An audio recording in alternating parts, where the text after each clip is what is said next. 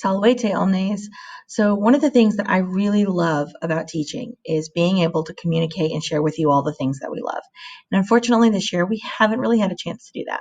So I got this idea from something called a book talk, but I don't see why we should just do books. So what I'm going to do is make a video every week to make a recommendation for you all. It might be a book, it might be a song, an artist, a movie, something. And I'm going to want to know your recommendations too. So definitely leave a comment in the Google Classroom if there's something you want to recommend, or if you love or hate this recommendation, and tell me why, because I got to know. So I'm going to start with a classic, and this isn't just a classic culturally for America, but it is a classic for me. So I am a huge fan of The Wizard of Oz. I read the books when I was a little kid. I remember seeing the original movie on television growing up, and I am not ashamed to admit that I have quite a bit of memorabilia and objects and things like that. And in fact, somewhere in this room, I actually have a couple of things, but I have to go and find them. So if you're not familiar with The Wizard of Oz, it was a book written by Frank L. Baum. And there it is.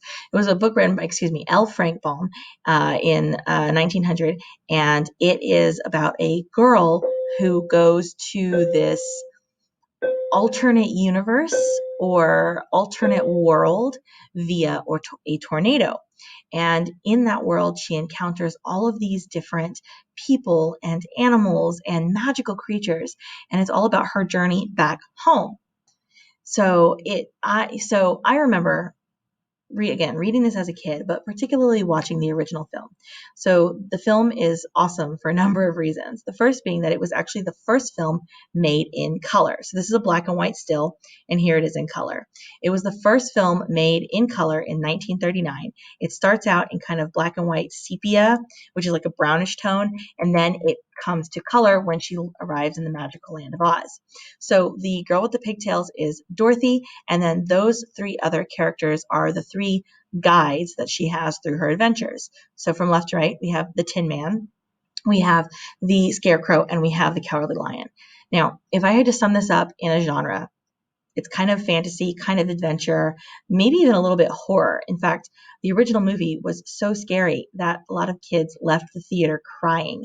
And it wasn't actually a movie hit or even a classic until its second release many, many years later. So there's that. However, this isn't just a book and it isn't just a movie. There are so many spin-offs and cultural takes on this that it really is a staple of American culture. So in the 1980s, I don't know what year, The Wiz came out, which is another take on The Wizard of Oz. So it starred Diana Ross and Michael Jackson and a number of other just really awesome people.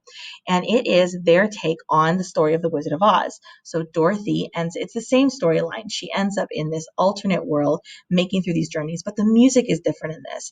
And it includes original songs sung and performed by these artists and actors. And by the way, the actors in the original were also musical stars and artists. Judy Garland, who plays Dorothy in the original film, was a famous actress and famous musical artist up until the day that she died. So The Wiz is an excellent modern take. And in fact, The Wizard of Oz and The Wiz, I think, were redone recently as made for TV versions. Then there was another take. So it originally started as another book called Wicked, and there's actually a couple of other books with it too. I have to go look up the titles. But it was Dorothy's story, but from the perspective of the villain, the Wicked Witch of the West. And that was turned into a Broadway musical. Now, I loved the book and I love the musical, but they're not the same. Just like The Wiz is not the same thing as the original movie. And even the original movie is not the exact same thing as the book. Each rendition of it takes a different turn and a different kind of take. So I definitely recommend it in any of its forms. You definitely should check it out. Furthermore, last fun fact, the book was actually part of a series and it's got so many other books in it. And one of the follow-ups is called The Return to Oz, which was made into a movie as well. And it is horror. It is a horror movie.